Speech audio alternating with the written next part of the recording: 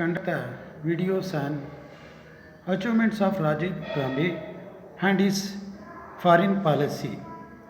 ರಾಜೀವ್ ಗಾಂಧಿಯವರ ವಿದೇಶಾಂಗ ನೀತಿಯ ಬಗ್ಗೆ ತಿಳ್ಕೊಳ್ಳೋಣ. ರಾಜೀವ್ ಗಾಂಧಿಯವರು ಅಂತಾರಾಷ್ಟ್ರೀಯ ಸಹಕಾರವನ್ನು ವೃದ್ಧಿಸಲು ಜಾಗತಿಕ ಮಟ್ಟದಲ್ಲಿ ವಿಶ್ವಶಾಂತಿ, ಭದ್ರತೆ, ಸಹಕಾರ, ನಿಶಸ್ತ್ರೀಕರಣ, ಅಣ್ವಸ್ತ್ರ ನಿಷೇಧ ಇವು ಮೊದಲಾದ ವಿಚಾರಗಳಲ್ಲಿ ಹೆಚ್ಚಿನ ಆದ್ಯತೆಯನ್ನು ತಮ್ಮ ವಿದೇಶಾಂಗ ನೀತಿಯಲ್ಲಿ ಅನುಸರಿಸಿದರು. Rajiv Gandhi interest about disarmament, against apartheid, racial discrimination, Africa and also a African fund was set up in 1987. He support newly independent country. Rajiv ಗಾಂಧಿಯವರು ಜಾಗತಿಕ ಮಟ್ಟದ ಸುಮಾರು 50 ದೇಶಗಳಿಗೂ ಭೇಟಿ ನೀಡಿ ಎಲ್ಲ ರಾಷ್ಟ್ರಗಳ ಜೊತೆಯಲ್ಲಿ ಉತ್ತಮ ಸಂಬಂಧವನ್ನು ವೃದ್ಧಿಸಿಕೊಳ್ಳೋಕ್ಕೆ ಪ್ರಯತ್ನ ಮಾಡಿ ಭಾರತ ಮತ್ತು ಜಾಗತಿಕ ಹಂತದ ಪ್ರಮುಖ ಸಮ್ಮೇಳನಗಳಾಗಿರ್ತಕ್ಕಂಥ ಕಾಮನ್ವೆಲ್ತ್ ರಾಷ್ಟ್ರಗಳ ಸಮಾವೇಶ, ಅಲಿಪ್ತ ರಾಷ್ಟ್ರಗಳ ಸಮಾವೇಶ, ಏಷ್ಯನ್ ಕ್ರೀಡಾಕೂಟ, ಸಾರ್ಕ್ ಸಭೆ ಸಮಾವೇಶಗಳು ಮೊದಲಾದವುಗಳಲ್ಲಿ ಪಾಲ್ಗೊಂಡು ಭಾರತದ ಕೀರ್ತಿಯನ್ನು ಜಾಗತಿಕ ಹಂತದಲ್ಲಿ ಹೆಚ್ಚಿಸಿದರು. ಪ್ರಥಮ ಬಾರಿಗೆ ಡಿಸಾರ್ಮಮೆಂಟ್ ಬಗ್ಗೆ 1988ರಲ್ಲಿ ವಿಶ್ವಸಂಸ್ಥೆಯ ಸಾಮಾನ್ಯ ಸಭೆಯಲ್ಲೂ ಕೂಡ ಈ ಒಂದು ವಿಚಾರವನ್ನು ಅಧಿವೇಶನದಲ್ಲಿ ಮಾತಾಡ್ತಾ 2010ರ ವೇಳೆಗೆ ಸಂಪೂರ್ಣವಾಗಿ ಎಲ್ಲ ದೇಶಗಳು ಕೂಡ ಒಂದು ನಿಶಸ್ತ್ರೀಕರಣವನ್ನು ಪಾಲನೆ ಮಾಡಿ ವಿಶ್ವದಲ್ಲಿ ಶಾಂತಿಯನ್ನು ಶಾಶ್ವತವಾಗಿ ಸ್ಥಾಪಿಸಬೇಕು ಅನ್ನೋ ಒಂದು ವಿಚಾರವನ್ನು ವ್ಯಕ್ತಪಡಿಸಿದರು. ನೆಕ್ಸ್ಟು ಎಗೇನೆಸ್ಟ್ ಅಪಾರ್ಥೈಡ್ ಮೀನ್ಸು ವರ್ಣದ್ವೇಷ ನೀತಿಗೆ ವಿರೋಧ. ಆಫ್ರಿಕಾ ಭಾಗಗಳಲ್ಲಿ ವರ್ಣದ್ವೇಷ ನೀತಿಗೆ ತುಂಬ ರಾಷ್ಟ್ರಗಳು ಅಥವಾ ಭಾಗಗಳು ತುತ್ತಾಗಿದ್ದು. ಇಂಥ ವೇಳೆಯಲ್ಲಿ 1986ರಲ್ಲಿ ಜಿಂಬಾಬ್ವೆ ಹರಾರೆಯಲ್ಲಿ ನಡೆದ ಅಲಿಪ್ತ ಕೂಟದ ಸಮ್ಮೇಳನದಲ್ಲಿ ಭಾಗವಹಿಸಿ ವರ್ಣದ್ವೇಷ ನೀತಿಯ ವಿರುದ್ಧ ನಿಲುವನ್ನು ತಾಳಿದರು. ಇದಕ್ಕೆ ಫಿಡೆಲ್ ಕ್ಯಾಸ್ಟ್ರೋ ಎಂಬತಕ್ಕಂಥ ಕ್ಯೂಬಾದ ಅಧ್ಯಕ್ಷರು ಕೂಡ ಸಹಮತ ವ್ಯಕ್ತಪಡಿಸಿದರು. ಅಕ್ಟೋಬರ್ 21, 1987ರಲ್ಲಿ ಕ್ಯೂಬಾಗೆ ಭೇಟಿ ನೀಡಿ ಬೆಲ್ಗ್ರೇಡ್ಗಳಲ್ಲಿ ನಡೆದಂತಹ ಒಂದು ಅಲಿಪ್ತ ರಾಷ್ಟ್ರಗಳ ಸಮ್ಮೇಳನಗಳಿಗೆ ಭೇಟಿ ನೀಡಿ ಆಫ್ರಿಕಾದಲ್ಲಿ ನಡೀತಾ ಇರತಕ್ಕಂಥ ವರ್ಣಭೇದ ನೀತಿಯ ವಿರುದ್ಧ ಜೊತೆಗೆ ಅವರಿಗೆ ತೊಂದರೆ ಆದಂಥ ರಾಷ್ಟ್ರಗಳಿಗೆ ನೆರವು ನೀಡಲು ಒಂದು ನಿಧಿಯನ್ನು ಕೂಡ ಸ್ಥಾಪನೆ ಮಾಡಲಿಕ್ಕೆ ಸಿದ್ಧತೆ ಮಾಡಿದರು. ಸುಮಾರು $50 ಕೋಟಿ ಹಣವನ್ನು ಸಂಗ್ರಹಣೆ ಮಾಡಿ ಈ ಒಂದು ಕಾರ್ಯಕ್ಕೆ ಬಳಸಿದರು. ನೆಕ್ಸ್ಟು ರಾಜೀವ್ ಅವರು ನಮೀಬಿಯಾ ದೇಶದ ಸ್ವಾತಂತ್ರ್ಯ ಚಳವಳಿಗೆ ನೈತಿಕವಾಗಿ ಬೆಂಬಲ ನೀಡಿ ಸ್ವಾತಂತ್ರ್ಯಗೊಂಡಾಗ ಸ್ವಾತಂತ್ರ್ಯ ದಿನಾಚರಣೆಯಲ್ಲೂ ಕೂಡ ಭಾಗವಹಿಸಿದರು. Next improving ties with USA, America ಜೊತೆಯಲ್ಲಿ ಒಂದು ಉತ್ತಮ ಬಾಂಧವ್ಯವನ್ನು ಏರ್ಪಡಿಸಲಿಕ್ಕೆ ಅಮೇರಿಕಾದ ಅಧ್ಯಕ್ಷ ರೇಗನ್ರ ಜೊತೆಯಲ್ಲಿ ಒಪ್ಪಂದ ಮಾಡಿಕೊಂಡ್ರು. ಜೊತೆಯಲ್ಲಿ ಭಾರತದ ಹವಾಮಾನ ವಿವರಗಳನ್ನು ಪಡೆಯಲು ಬಳಸ್ತಿದ್ದ ಸೂಪರ್ ಕಂಪ್ಯೂಟರ್ ತಂತ್ರಜ್ಞಾನವನ್ನು ಅಮೇರಿಕಾ ಕಡೆಯಿಂದಲೂ ಕೂಡ ಪಡೆದರು. Rajiv Gandhi was inclined toward the developing military ties with America. According to a declassified the CIA document, Gandhi visit to the Soviet Union, Middle East, France, USA in May 1985 highlighted signals about Rajiv Gandhi evolving personal and diplomatic styles. ಏನಿವೆ ಈ ಒಂದು ಹಿನ್ನೆಲೆಯಲ್ಲಿ America ಜೊತೆಯಲ್ಲಿ ಉತ್ತಮ ಬಾಂಧವ್ಯವನ್ನು ಹೊಂದಿದರು. ಅದೇ ಮಾದರಿ ರಷ್ಯಾದೊಂದಿಗೂ ಕೂಡ ಬಾಂಧವ್ಯವನ್ನು ವೃದ್ಧಿಸಿಕೊಂಡು ಮಿಖಾಯಿಲ್ ಗೋರ್ಬಚೇವ್ ಆ ದೇಶದ ಅಧ್ಯಕ್ಷ ಭಾರತಕ್ಕೆ ಭೇಟಿ ನೀಡಿದರು. ಆ ಒಂದು ವೇಳೆ ದೆಹಲಿ ಘೋಷಣೆಯನ್ನು ಹೊರಡಿಸಿ ನಿಶಸ್ತ್ರೀಕರಣಕ್ಕೆ ಸಂಬಂಧಪಟ್ಟಂಥ ಮಾತುಕತೆಯನ್ನು ರಷ್ಯಾ ಜೊತೆಯಲ್ಲೂ ಕೂಡ ಮಾತಾಡಿದರು. ನೆಕ್ಸ್ಟು ಚೀನಾಗೂ ಕೂಡ ಭೇಟಿ ನೀಡುವ ಪ್ರಯತ್ನ ನಡೀತು. ಆ ದೇಶದ ಅಧ್ಯಕ್ಷ ಜಿಯಾಂಗ್ ಪಿಂಗ್ 1988ರಲ್ಲಿ ಭೇಟಿ ನೀಡಿ ಸಂಬಂಧ ಅಂದರೆ ಬೀಜಿಂಗ್ ಘೋಷಣೆಯನ್ನು ಹೊರಡಿಸಿ ಉಭಯ ರಾಷ್ಟ್ರಗಳ ಸೌಹಾರ್ದತೆಯ ಕುರಿತಾಗಿ ಎರಡೂ ರಾಷ್ಟ್ರಗಳು ವ್ಯಾಪಾರ, ವಾಣಿಜ್ಯ, ಸಾಂಸ್ಕೃತಿಕ ವಿನಿಮಯಕ್ಕೆ ಸಮ್ಮತಿಯನ್ನು ಸೂಚಿಸಿದರು. ಪಾಕ್ ಅಧ್ಯಕ್ಷ ಜಿಯಾವುಲ್ ಹಕ್ ಮತ್ತು ಬೆನಜೀರ್ ಭುಟ್ಟೋ ಭೇಟಿಯಾಗಿ ಅಣ್ವಸ್ತ್ರ ನಿಷೇಧ ಕುರಿತು ಜೊತೆಗೆ ಕಾಶ್ಮೀರದ ಸಮಸ್ಯೆಯನ್ನು ಕುರಿತು ಚರ್ಚೆ ಮಾಡಿದರು. ಆದರೆ ಕಾಶ್ಮೀರದ ಭಯೋತ್ಪಾದನೆಗೆ ಬೆಂಬಲ ನೀಡಿತು ಅನ್ನೋ ಒಂದು ಹಿನ್ನೆಲೆಯಲ್ಲಿ ಅಷ್ಟು ಯಶಸ್ವಿಯಾಗಲಿಲ್ಲ. ನೇಪಾಳ ಚೀನಾದಿಂದ ಶಸ್ತ್ರಾಸ್ತ್ರಗಳನ್ನು ಪಡೀತಾ ಇದೆ. ನೇಪಾಳದ ಕೆಲಸ ಮಾಡಲು ಜನರು ನಿರಾಕರ್ಷಣೆ ಮಾಡ್ತಾಯಿದೆ ಭಾರತದಲ್ಲಿ. ಇಂಥ ವೇಳೆಯಲ್ಲಿ ಭಾರತ ಅವರ ಮೇಲೆ ಆರ್ಥಿಕ ದಿಗ್ಬಂಧವನ್ನು ವಿಧಿಸಿ ಅಂತಿಮವಾಗಿ ಮಾತುಕತೆ ನಡೆಸಿ ಉದ್ಯೋಗಾವಕಾಶಗಳ ವಿಸ್ತರಣೆ ಮಾಡ್ಕೊಳ್ಳೋಕ್ಕೆ ಒಪ್ಕೊಳ್ತು. ರಾಜೀವ್ ಕಾಲದಲ್ಲಿ ಬಾಂಗ್ಲಾದೇಶ ಜೊತೆಯಲ್ಲಿ ಫಾರೂಕ್ ಬ್ಯಾರೇಜಿಗೆ ಸಂಬಂಧಪಟ್ಟಂತೆ ದೀನ್ ಬಿಗಾಯ ಭೂಮಿಯನ್ನು ಅವರಿಗೆ ಕೊಟ್ಟು ಈ ನದಿಗೆ ಅಣೆಕಟ್ಟನ್ನು ನಿರ್ಮಿಸುವ ಪ್ರಕ್ರಿಯೆಯನ್ನು ಮುಂದುವರಿಸಿತು. ಕಾಂಬೋಡಿಯಾದಿಂದ ವಿಯೆಟ್ನಾಂ ಸೈನ್ಯವನ್ನು ವಾಪಸ್ ಕರೆಸಿಕೊಳ್ಳುವಂತೆ ರಾಜೀವರು ವಿಶ್ವಸಂಸ್ಥೆ ಕಾಂಬೋಡಿಯಾದಲ್ಲಿ ನೋ ಕೆಂಗ್ ಸುಮಾರಿಯನ್ನು ಹೊಂದಿಸ್ತಕ್ಕಂಥ ಸರ್ಕಾರ ರಚನೆ ಮಾಡುವಲ್ಲಿ ಮತ್ತು ಸೈನಿಕವಾಗಿ ಶೋಷಣೆ ನಡೆಸ್ತಾ ಇರತಕ್ಕಂಥ ಕಾಂಬೋಡಿಯಾ ಜನರ ವಿಚಾರದಿಂದ ಒಂದು ಶಾಂತಿಯನ್ನು ಕಾಪಾಡುವಲ್ಲಿ ಇವರು ಪ್ರಯತ್ನ ಸಫಲ ಆಯಿತು. ನೆಕ್ಸ್ಟು ಮಾಲ್ಡೀವ್ನಲ್ಲಿ ಅಧ್ಯಕ್ಷ ಗಾದಿಗೆ ಸಂಬಂಧಪಟ್ಟಂತೆ ಕ್ಷಿಪ್ರ ಕ್ರಾಂತಿ ನಡೆಯಿತು. ಅಬ್ದುಲ್ ಗಯೂಬ್ರವರಿಗೆ ನೆರವು ನೀಡಿ ಭಾರತದ ಸೇನೆ ಬಂಡುಕೋರರ ದಾಳಿಯನ್ನು ದಮನ ಮಾಡಿ ಅವರಿಗೆ ನ್ಯಾಯ ಒದಗಿಸಿಕೊಟ್ರು. Next SAARC and Rajiv Gandhi. He was also a foundation member of the SAARC. He conducted SAARC session at Bangalore in 1985. SAARC ದೇಶ, ಸಾರ್ಕ್ ಸಂಸ್ಥೆ ಅಥವಾ ಒಂದು ಸಂಘಟನೆ ಸ್ಥಾಪನೆಯಾಗಲಿ ಮೂಲ ಕಾರಣಕರ್ತರು ಅಂತಂದರೆ ರಾಜೀವ್ ಗಾಂಧಿ. ಸುಮಾರು 4 ಶೃಂಗಸಭೆಗಳಲ್ಲಿ ಭಾಗವಹಿಸಿದರು. ಬೆಂಗಳೂರಿನಲ್ಲೂ ಕೂಡ 2ನೇ ಶೃಂಗಸಭೆಯನ್ನು ಆಯೋಜಿಸಿ ಆರ್ಥಿಕ ನಿರ್ಬಂಧಗಳ ಸಡಿಲಿಕೆ, ವ್ಯಾಪಾರ ಸುಂಕಗಳ ಕಡಿತ, ಜಂಟು ಉದ್ಯಮಗಳನ್ನು ಸ್ಥಾಪಿಸುವ, ಶೈಕ್ಷಣಿಕ ತಾಂತ್ರಿಕ ಜ್ಞಾನ ವಿನಿಮಯ ಇವೇ ಮೊದಲಾದ ವಿಷಯಗಳನ್ನು ಚರ್ಚೆ ಮಾಡಿ ದಕ್ಷಿಣ ಏಷ್ಯಾ ರಾಷ್ಟ್ರಗಳ ಪ್ರಾದೇಶಿಕ ಒಕ್ಕೂಟದಲ್ಲೂ ಕೂಡ ಇವರು ಕೈ ಜೋಡಿಸಿದರು. ಪಾಕಿಸ್ತಾನದ ಜೊತೆಯಲ್ಲಿ ನೋಡೋದಾದರೆ ಪಾಕಿಸ್ತಾನ್ ಪ್ರೆಸಿಡೆಂಟ್ ಜಿಯಾವುಲ್ ಹಕ್ ವಿಸಿಟೆಡ್ ಡೆಲ್ಲಿ. ಈ discuss routine military exercise of the Indian Army.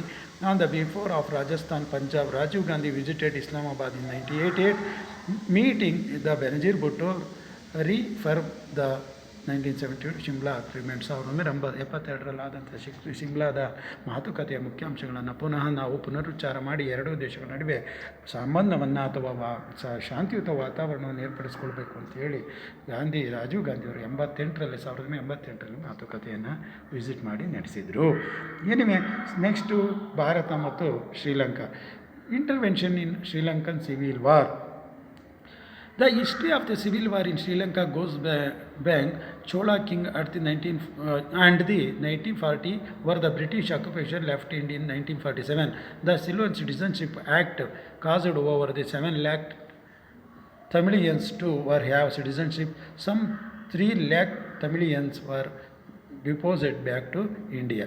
The Liberation Tiger Tamil Meelam rose to prominence in 1976 and became the main fighting faction amidst others. Tamil Nadu political parties supported the Tamil rebel group and trading campus for many of these groups were set up in Tamil Nadu. Sri Lanka government enforced blockade on Tamil regions. Rajiv Gandhi gave into pressure to the Tamil parties. Food and supplies were dropped in those regions on order of Prime Minister Rajiv Gandhi, and he signed the Indo-Sri Lanka Treaty. Accord with President Jayawardene, India sent a peacekeeping force to contain the situation and maintain peace in Sri Lanka.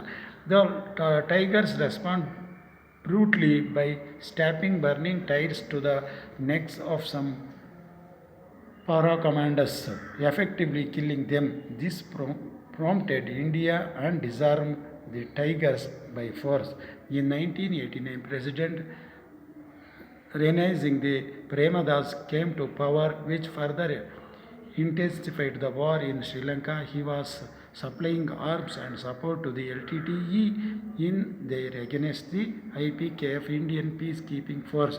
The event of the civil war, what led to the assassination of the Rajiv Gandhi on 21st May 1991, while campaigning for the Lok Sabha Congress candidate at election candidate campaigning at Sriperambuduru. ಇನಿಮೆ ಶ್ರೀಲಂಕಾದಲ್ಲಿ ತಮಿಳರು ಹಿಂದಿನಿಂದಲೂ ವಾಸ ಮಾಡ್ತಾಯಿದ್ರು. ತಮಿಳರಿಗೆ ಆರ್ಥಿಕವಾಗಿ ಸಾಮಾಜಿಕವಾಗಿ ಅವಶ್ಯಕವಾದ ಸೌಕರ್ಯಗಳನ್ನು ನೀಡಿದಲ್ಲಿ ತಮಿಳು ಭಾಷೆಯನ್ನು ಸಿಂಹಳಿ ಭಾಷೆಯನ್ನು ಒತ್ತಾಯವಾಗಿ ಹೇರಿದರು. ಈ ನೀತಿಯ ವಿರುದ್ಧ ಸಿಂಹಳಿಯರ ವಿರುದ್ಧ ತಮಿಳುನಾಡಿನ LTTEಗೆ ಸಂಬಂಧಪಟ್ಟಂಥ ತಮಿಳಿಯನ್ನರು ಹೋರಾಟವನ್ನು ಮಾಡಲಿಕ್ಕೆ ಲಿಬರೇಷನ್ ಟೈಗರ್ ತಮಿಳ್ ಈಳಂ ಎಂಬತಕ್ಕಂಥ ಒಂದು ಸಂಘಟನೆಯ ಮುಖಾಂತರ ಪ್ರಭಾಕರನ್ ನೇತೃತ್ವದಲ್ಲಿ ಸರ್ಕಾರದ ವಿರುದ್ಧ ದಂಗೆ ಅಥವಾ ಹೋರಾಟ ಮಾಡಿದರು. ಜನಾಂಗೀಯ ಕಲಾ ತೀವ್ರ ಸ್ವರೂಪ ಪಡೆಯಿತು. ಶ್ರೀಲಂಕಾ ಸರ್ಕಾರದ ವಿರುದ್ಧ ತೀವ್ರ ಹೋರಾಟಕ್ಕಿಳಿದಂಥ ತಮಿಳುನಾಡಿನಲ್ಲಿ ತಮಿಳಿಯನ್ನರು ಭಾರತದ ಕುಮ್ಮಕ್ಕಿದೆ ಎಂಬ ವಿಚಾರ ಇಂದಿರಾ ಗಾಂಧಿ ಕಾಲದಲ್ಲಿ ಹೇಳಿದರು. ಆದರೆ ಇದನ್ನು ತಿರಸ್ಕರಿಸಿ ಅಂತಿಮವಾಗಿ ಅವರು ಶಾಂತಿ ಸ್ಥಾಪನೆಗೋಸ್ಕರ ಇಂಡಿಯನ್ ಪೀಸ್ ಕೀಪಿಂಗ್ ಫೋರ್ಸನ್ನು ಜಯವರ್ಧನೆ ಜೊತೆಯಲ್ಲಿ ರಾಜೀವ್ ಗಾಂಧಿ ಮಾತಾಡ್ಕೊಂಡು 1987 ಜುಲೈ 29ರಂದು ಕಳಿಸ್ಕೊಟ್ರು. ಅಂತಿಮವಾಗಿ ಪೂರ್ವ ಮತ್ತು ಉತ್ತರ ಭಾಗಗಳಲ್ಲಿ ಜನಮತದ ಗಣನೆ ನಡೆಸಿಬಿಟ್ಟು ಯಾರಿಗೆ ಕೊಡಬೇಕು ಅನ್ನೋ ಬಗ್ಗೆ ತೀರ್ಮಾನ ಆಯಿತು. ಆದರೂ ಕೂಡ ಇಂಡಿಯನ್ ಪೀಸ್ ಕೀಪಿಂಗ್ ಕೋರ್ಸ್ಗೆ 300 ಕೋಟಿ ವೆಚ್ಚ ಮಾಡಿದರೂ ಕೂಡ ಯಾವುದೇ ರೀತಿ ಭಾರತಕ್ಕೆ ಅನುಕೂಲವಾಗಲಿಲ್ಲ. ಇವ್ರ ಮೇಲೂ ಕೂಡ ರಾಜೀವ್ ಗಾಂಧಿಯವರು ತಮಿಳಿಯನ್ನರ ಮೇಲೂ ಕೂಡ ಕ್ರಮ ಕೈಗೊಳ್ಳುವ ರೀತಿಯಲ್ಲಿ ಇಂಡಿಯನ್ ಪೀಸ್ ಕೀಪಿಂಗ್ ಕೋರ್ಸನ್ನು ಪ್ರಯತ್ನ ಮಾಡಿದರು.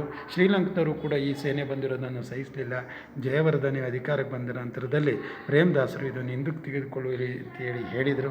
ವಾಪಸ್ ಬಂದು ಅಂತಿಮವಾಗಿ 1989ರಿಂದ ಇಂಡಿಯನ್ ಪೀಸ್ ಕೀಪಿಂಗ್ ಕೋರ್ಸ್ ಆಚೆ ಬಂತು. ಆದರೂ ಕೂಡ ಈ ಒಂದು ನಡೆಯಿಂದ ರಾಜೀವ್ ಗಾಂಧಿಯ ವಿರುದ್ಧ ಬೇಸರಗೊಂಡಿದ್ದಂಥ ತಮಿಳಿಯನ್ಸರು ಅಂತಿಮವಾಗಿ ಅವರ ಹತ್ಯೆಗೆ ಸಂಚನ್ನು ಕೂಡ ರೂಪಿಸಿದರು. 25/5/1991 ಲೋಕಸಭಾ ಚುನಾವಣೆಗೆ ಸಂಬಂಧಪಟ್ಟಂತೆ ಪ್ರಚಾರ ಮಾಡಲಿಕ್ಕೆ ತಮಿಳುನಾಡಿನ ಶ್ರೀರಂಗಪೆರಂಬದೂರಿಗೆ ಹೋದಾಗ ಧನು ಎಂಬತಕ್ಕಂತಹ ಮಹಿಳೆ ಒಬ್ಬ ಮಾನವ ಬಾಂಬಾಗಿ ರಾಜೀವ್ ಗಾಂಧಿಯನ್ನು ಹತ್ಯೆಗೈದಳು. ಇದರ ಹಿಂದೆ ಏನು ಅಂತಂದರೆ ಪ್ರಧಾನವಾಗಿದ್ದಂಥ ಒಂದು ದೃಷ್ಟಿಕೋನ ಇವರಲ್ಲಿ ತಮ್ಮ ಜನಾಂಗದವರಿಗೆ ತಮ್ಮ ದೇಶದವರೇ ಆಗಿ ಈ ರೀತಿಯಾದಂಥ ಒಂದು ವಿರೋಧಿ ಭಾವನೆ ವ್ಯಕ್ತಪಡಿಸಿದ್ದನ್ನು ಈ ಮುಖಾಂತರ ತೀರಿಸಿಕೊಂಡ್ರು.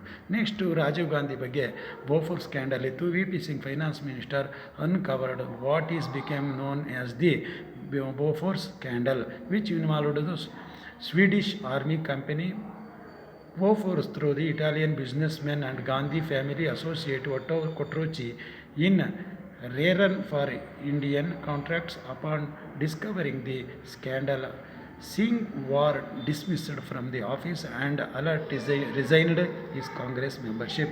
ಬೋಫೋರ್ ಸ್ಕ್ಯಾಂಡಲ್ ಬಗ್ಗೆ ನೋಡೋದಾದರೆ 1750 ಕೋಟಿ ರೂಪಾಯಿಗಳನ್ನು ಶಸ್ತ್ರಾಸ್ತ್ರವನ್ನು ಕೊಂಡ್ಕೊಳ್ಬೇಕಾದ್ರೆ ಸ್ವೀಡನ್ನಿನಿಂದ ಬೋಫೋರ್ಸನ್ನು ಕೊಂಡ್ಕೊಳ್ಬೇಕಾದ್ರೆ ಒಟ್ಟಾವಿಯೋ ಕೊಟ್ರೋಚಿ ಎಂಬತಕ್ಕಂಥ ಸಂಬಂಧಿ ಅಂದರೆ ಸೋನಿಯಾ ಗಾಂಧಿಯ ರಿಲೇಟಿವು ಇವರಿಗೆ ಕಮಿಷನನ್ನು ಕೊಟ್ಟಿರುವ ಒಂದು ವಿಚಾರಕ್ಕೆ ಸಂಬಂಧಪಟ್ಟಂತೆ ಉದ್ಭವ ಆಯಿತು. ಸುಮಾರು 63 ಕೋಟಿ ರೂಪಾಯಿ ಕಮಿಷನನ್ನು ರಾಜೀವ್ ಗಾಂಧಿಯ ಸರ್ಕಾರದವರು ಅವರು ಪಡೆದಿದ್ದಾರೆ ರಾಜೀವ್ ಗಾಂಧಿಯವರು ಅಂತೇಳಿ ವಿ ಪಿ ಸಿಂಗು ದೂರನ್ನು ಹೊರಿಸಿದರು. ವಿ ಪಿ ಸಿಂಗ್ ಈ ಒಂದು ವಿಚಾರಗಳಿಂದ ವಿ ಪಿ ಸಿಂಗ್ರನ್ನು ಖಾತೆಯಿಂದ ಚೇಂಜ್ ಮಾಡಿದರು ಅಥವಾ ಸಿಂಗರನ್ನು ವಜಾ ಮಾಡಿದರು. ವಿ ಪಿ ಸಿಂಗ್ರವರು ಈ ಒಂದು ಸ್ಕ್ಯಾಂಡಲಿಂದ ಹೊರಬಂದು ಕಾಂಗ್ರೆಸ್ನ ಮೆಂಬರ್ಶಿಪ್ನಿಂದ ಬೇರೆ ಪಕ್ಷ ಕಡೆ ಹೋದರು. ಆದರೂ ಕೂಡ ಬೋಫೋರ್ಸ್ ಹಗರಣದಲ್ಲಿ 63 ಕೋಟಿ ಕಮಿಷನನ್ನು ತಗೊಂಡಿದ್ದಾರೆ ಅಂತಕ್ಕಂಥ ವಿಚಾರ ಒಂದು ರೀತಿಯಲ್ಲಿ ಅವರಿಗೆ ಕಪ್ಪು ಚುಕ್ಕೆಯಾಗಿ ಮಾರ್ಪಡ್ತು. ನಂತರದಲ್ಲಿ ಫೇರ್ಫ್ಯಾಕ್ಸ್ HW ಸ್ಕ್ಯಾಂಡಲ್ ಅಂದರೆ ಜರ್ಮನಿ ದೇಶದಿಂದ Rajiv Gandhi signed with Germany company HW in 1981. Indian government had agreed to purchase 2 ready submarine built in Germany by HW. Singh had received a telegram from the Indian ambassador in Germany starting threat, and India agent had received commission in HW submarine deal. ಅಂದರೆ ಜರ್ಮನಿಯಲ್ಲಿ ಯುದ್ಧಕ್ಕೆ ಸಂಬಂಧಪಟ್ಟಂಥ ಸಬ್ಮೆರಿನ್ಗಳನ್ನು ಖರೀದಿಸುವ ವಿಚಾರದಲ್ಲಿ ಕಮಿಷನನ್ನು ಪಡೆದಿದ್ದಾರೆ ಅನ್ನೋ ಒಂದು ವಿವಾದ ಸೃಷ್ಟಿಯಾಯಿತು. 7% ಕಮಿಷನನ್ನು ಪಡೆದಿದ್ದಾರೆ ಎಂಬ ವಿಚಾರವನ್ನು ವಿ ಪಿ ಸಿಂಗ್ ಬಯಲಿಗೆಳೆದರು. ವಿ ಪಿ ಸಿಂಗ್ರ ಅನುಮತಿ ಇಲ್ಲದೆ ತನಿಖೆಗೂ ಕೂಡ ಆದೇಶ ಮಾಡಿದರು, ರಾಜೀವ್ರ ಅನುಮತಿ ಇಲ್ಲದೆ. ಇದರಿಂದ ಏನಾಯಿತು, ರಾಜೀವ್ ಗಾಂಧಿ ಎಂಬತಕ್ಕಂಥವ್ರಿಗೆ ಈ ಸ್ಕ್ಯಾಂಡಲ್ನ ವಿಚಾರಗಳು ಬಯಲು ಬಂದಿದ್ದರಿಂದ ಇದು ಕೂಡ ಒಂದು ರೀತಿಯಲ್ಲಿ ಪ್ರಾಬ್ಲಮ್ ಆಯಿತು. ಅಲಿಗೇಷನ್ ಆಫ್ ಬ್ಲ್ಯಾಕ್ ಮನಿ ಈ ಒಂದು ವಿಚಾರದಲ್ಲಿ ನವೆಂಬರ್ 1990 ಸ್ವಿಟ್ಜರ್ಲ್ಯಾಂಡಿನಲ್ಲಿ ಪ್ರದೇಶದಲ್ಲಿ ಲಿಲಿಸ್ಟ್ರಿಯಸ್ ಮ್ಯಾಗ್ಝಿನ್ ಎಂಬತಕ್ಕಂಥ ಮ್ಯಾಗ್ಝಿನ್ನಲ್ಲಿ published in article on black money ಅಂದರೆ ವಿದೇಶದಲ್ಲಿ ಹವಾಲಾ ಹಣ ಅಥವಾ ಹಣವನ್ನು ವಿದೇಶಿ ಖಾತೆಗಳಲ್ಲಿ ಇಟ್ಟಿದ್ದಾರೆ ರಾಜೀವ್ ಗಾಂಧಿ ಎಂಬತಕ್ಕಂಥದ್ದು. ಅಂದರೆ ಪ್ರಧಾನಮಂತ್ರಿ ಆಪ್ತ ಮಿತ್ರ ಅಮಿತಾಬ್ ಬಚ್ಚನ್, ಬಾಂಬೆ ಡೈಂಗ್, ನುಸ್ಲಿ ವಾಡಿಯಾ, ರಿಲಯನ್ಸ್, ಅಂಬಾನಿ ವಿದೇಶಿ ಖಾತೆಗಳಲ್ಲಿ ಸ್ವಿಸ್ ಬ್ಯಾಂಕ್ಗಳಲ್ಲಿ ಹಣವನ್ನು ಇಟ್ಟಿದ್ದಾರೆ ಎಂಬತಕ್ಕಂಥ ವಿಚಾರಕ್ಕೆ ಸಂಬಂಧಪಟ್ಟಂತೆ ಈ ಒಬ್ಬ ವಿ ಪಿ ಸಿಂಗ್ರವರು ಅಮೇರಿಕಾದ ಬೆಹುಬಾ ಕಂಪನಿಯನ್ನು ನೇಮಿಸಿದರು. ಹೀಗಾಗಿ ರಾಜೀವ್ ಗಾಂಧಿ ಸಿಂಗ್ರನ್ನು ವಿತ್ತ ಖಾತೆಯಿಂದ ರಕ್ಷಣಾ ಖಾತೆಗೆ ಹಸ್ತಾಂತರಿಸಿದರು. ಆದರೂ ಕೂಡ ಟೋಟಲ್ ಆಗಿ ರಾಜೀವ್ ಗಾಂಧಿ ಹೇಳಿ 25 ಬಿಲಿಯನ್ ಸ್ವಿಸ್ ಫ್ರಾನ್ಸಿಸ್ ಇನ್ ಸೀಕ್ರೆಟ್ ಇಂಡಿಯನ್ ಸ್ವಿಟ್ಜರ್ಲ್ಯಾಂಡ್ನ ಬ್ಯಾಂಕ್ನಲ್ಲಿ 25 ಬಿಲಿಯನ್ ಹಣದಷ್ಟು ಈ ಕಪ್ಪು ಹಣ ಇಟ್ಟಿದ್ದಾರೆ ಎಂಬ ಒಂದು ವಿಚಾರವೂ ಕೂಡ ಬಂತು. Opposition party leader raised the December 1991 ಅಂದರೆ ವಿರೋಧ ಪಕ್ಷದ ನಾಯಕರು ಈ ವಿಚಾರವನ್ನು ಬಹಿರಿಗೆಳೆಯತಕ್ಕಂಥ ಒಂದು ಪ್ರಕ್ರಿಯೆ ಪ್ರಾರಂಭವಾಯಿತು. ಒಟ್ಟಾರೆಯಾಗಿ ದೇಶದಲ್ಲಿ ಭಾರತದಲ್ಲಿ ಹಲವಾರು ಹಗರಣಗಳ ವಿಚಾರಗಳಲ್ಲಿ ತಗುಲಾಕೊಂಡ್ರು ಕೂಡ HW ಆಗಿರ್ಬೋದು, ಸಬ್ಮೆರಿನ್ ಆಗಿರೋದು, ಬೋಫೋರ್ಸ್ ಹಗರಣಗಳಾಗಿರ್ಬೋದು, ಮತ್ತು ಜೊತೆಗೆ ಈ ಕಪ್ಪು ಹಣವನ್ನು ಸ್ವಿಸ್ ಬ್ಯಾಂಕಲ್ಲಿ ಇಟ್ಟಿರೋದಾಗ್ಬೋದು, ಇಂಥ ವಿಚಾರಗಳನ್ನು ಹೊರತುಪಡಿಸಿದರೆ ಭಾರತ ದೇಶದಲ್ಲಿ ಅಂತಾರಾಷ್ಟ್ರೀಯ ಮಟ್ಟದಲ್ಲಿ ಶ್ರೀಲಂಕಾ ಬಿಟ್ಟರೆ ಎಲ್ಲ ದೇಶಗಳಲ್ಲೂ ಉತ್ತಮ ವ್ಯಾಪಾರ, ವಾಣಿಜ್ಯ ಮತ್ತು ಸಾಂಸ್ಕೃತಿಕ ಎಲ್ಲ ರೀತಿಯ ಸಂಬಂಧವನ್ನು ವೃದ್ಧಿಸಿಕೊಂಡು ದೇಶವನ್ನು ಉನ್ನತ ಹಂತಕ್ಕೆ ಕೊಂಡೊಯ್ಯುವಲ್ಲಿ ಈ ರಾಜೀವ್ ಗಾಂಧಿಯವರು ಫಲಪ್ರದರಾದರು ಅಂತ ಹೇಳಿ ತಿಳ್ಕೊಬೋದು. ಇವರು ಸ್ಥಾಪಿಸಿದ ಟೆಕ್ನಾಲಜಿಕಲ್ ಮಿಷನ್ಸು ಇವರ ಒಂದು ಹೆಸರನ್ನು ಗಣಕಯಂತ್ರ ಕ್ಷೇತ್ರಗಳಲ್ಲಿ ಅಥವಾ ಇನ್ಫಾರ್ಮೇಷನ್ ಟೆಕ್ನಾಲಜಿಯಲ್ಲಿ ಶಾಶ್ವತಗೊಳಿಸಿದೆ. Anyway, thank you.